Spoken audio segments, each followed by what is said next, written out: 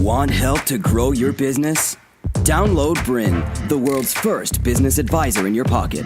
To find out more, visit bryn.ai or search the App Store today. Hello, this is Dale Beaumont and welcome to another episode of Secrets Exposed. In this series, we take you up close and personal with world-leading business experts. And our topic for this interview is how to recover and mitigate losses after a data crisis. That coming up in just a moment.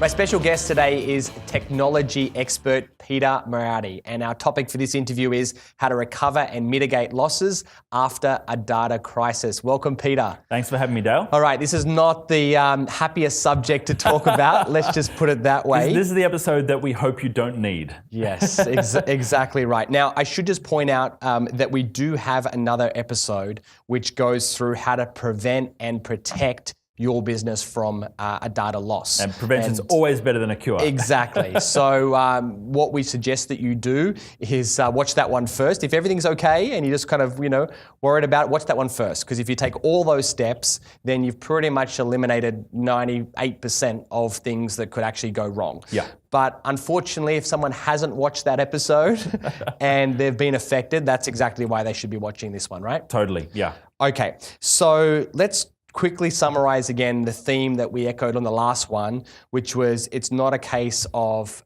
if, it's a case of when. Like how likely is a business to suffer some type of a data loss situation? Look, it's on a sliding time scale, it's 100%. It's going to happen. And it may be a minor event, it may be a major event, but whether it's some kind of malicious attack where data is exposed, whether somebody gets access to login passwords, someone exposes your customer's data or your data, which is some kind of privacy breach, or if there's a data loss event. So a system crashes, something goes wrong and you lose data, it's going to happen in all businesses. And it's just a matter of mitigating it and taking some very basic preventative steps and preventative measures and learning the basics of what kind of principles should you be operating from to prevent that from happening. Okay, and again, we have a whole episode dedicated to prevention. We spoke for over 30 minutes around the topic. We're not going to get into it in detail now because we're going to assume that something has gone wrong and you want to recover what you've lost or mitigate any kind of damage. But just very quickly, what should we have done? If you can just summarize prevention in maybe 30 seconds or less, what do we need to know? Look, the key things are ideally be using a cloud-based email storage solution, whether that's G Suite or Office 365. Be using a cloud-based file storage solution, whether that be Dropbox, Google Drive, Box.com, one of the top tier data storage providers. And then have additional backups on top of those. It's not good enough just to have your data sitting in an application that syncs it between your different devices, because if you have a problem on one device, well, it could synchronize it to the rest of them. And then finally, with your CRM and your website, you need to sometimes take more manual steps to actually have those backed up, but ensure that you're taking responsibility for the backups because you can't blindly trust somebody else. Even if you're paying them money to have something maintained and managed, you can't blindly trust them to make sure that the backups are there and perfect because accidents happen, people get hacked, and there's lots of people out there who are profiting from exploiting and exposing people's data. Okay, now we're going to go through some potential scenarios here involving loss of documents, loss of emails, loss of website, loss of financial data, loss of CRM, customer information, and also loss of passwords or certain accounts that have been hacked. So we're going to look at all those scenarios. Yeah, and I think I should say up front, just to blanket cover the episode, I'm not a lawyer. You're not a lawyer, as far as I know. No. So, none of this constitutes legal advice, but these are best practices as a consultant would recommend. We will talk about some, legal requirements and legal liabilities because some industries and some businesses will be covered, and especially in different states and localities where you may be based. We'll have laws around privacy and data breaches and reporting those.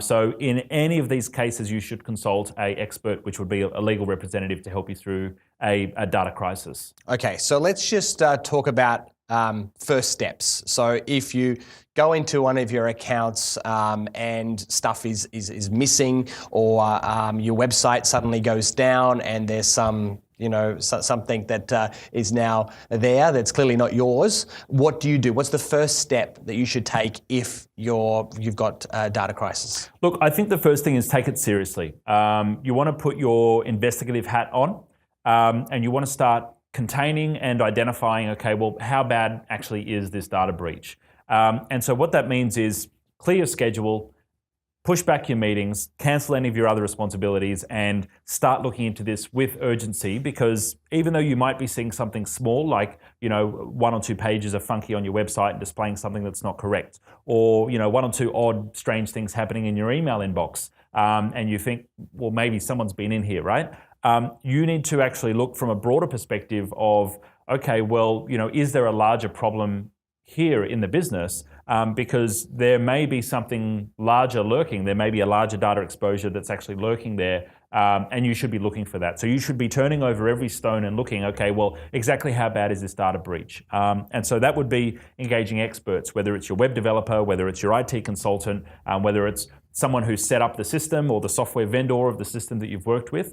You want to start engaging those experts, but your main responsibility is to put your detective hat on and try and understand what data was leaked or breached or lost. How deep does this exposure run? Is there a future risk of any additional exposure in the future? And the most important one is, do I have any responsibility to report this, and who do I need to actually report this to? And do you need to let your customers know immediately, or should you just sort of wait until you've worked out what's going wrong? That's a great question, Dale.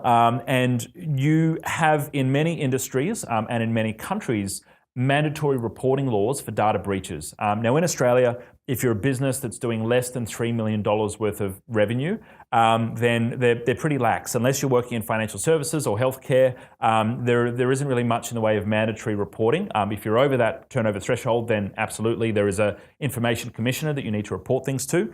But it's best practice to always seek advice. And personally, from a PR and an ethics perspective, I think it's the right thing to do to let customers know if there has been some kind of data breach. Now, to take it back to, okay, well, what do you do once you've worked out that there has been a breach, and when do you actually let your customers know? Well, if you were overseas and your house was robbed and the doors were all left open because someone had jimmied open the back door, you wouldn't exactly post it on Facebook and say, hey, everyone, I've been robbed, right? If the door's still open in the back of your house, because then, someone else is going to jump in there. So, you wouldn't necessarily let customers know straight away, hey, we've discovered a data breach, because what your main focus is actually should be on is actually protecting and containing the breach. So identifying exactly what the scope of the breach is, and then taking preventative steps to lock that down, and then notifying customers in due process once the problem has actually been fixed. Now, that doesn't mean that you let it go on for weeks and weeks or months and months. Some industries will have mandatory reporting within a certain period. But I think ideally, within a week of the breach happening, once your emotions have calmed down and you've got a good idea of exactly what the situation is, once you've identified exactly what the extent of the breach was, and you've had time to engage experts and actually test and measure exactly how much data was potentially breached in the business, and then finally ensuring that you've fixed the problem and you've changed all your passwords and you've done everything that you need to do to stop it from happening again, that's when you're ready to actually advise customers or anybody else who may have had personal information leaked or may in some way be affected by the breach. Okay, now before we get into specific scenarios and kind of like recovery plans, many of us that have staff, we might realize how important this issue is, but someone else may not be very technically minded, and they might go, oh, these files are kind of missing. Well, that's a bit weird, and just kind of like, brush over it. Yeah. How do you create like, I suppose, a culture of people being able to speak up if something's kind of not right? Should they be talking to you? Do they talk to the IT company? What's the best way to make sure that the whole company is on alert, not just you, the owner? Yeah, I think that's a fantastic question, Dale. You want to ensure that there's not a culture of fear around this, but there's a culture of responsibility, and there's at least a minimum competency about how important this is. When you're onboarding your staff, you ideally want to have a IT policy, even if it's something basic, even if it's a one-pager that says, if you notice a data breach or data missing or potential data loss, to let somebody know about it. In many cases, when attempting recovery, and we're going to talk about recovery options, the faster you act will actually give you a better chance of being able to recover data. So if somebody notices something, they really should say something. It's like, if you see something, say something. It's, popular in the security industry. Well, you should be doing the same kind of thing for the data in the business. So we've noticed things like we've had a customer who had a couple of firewall ports that were left open on their router, and it actually exposed data from their local server to Google.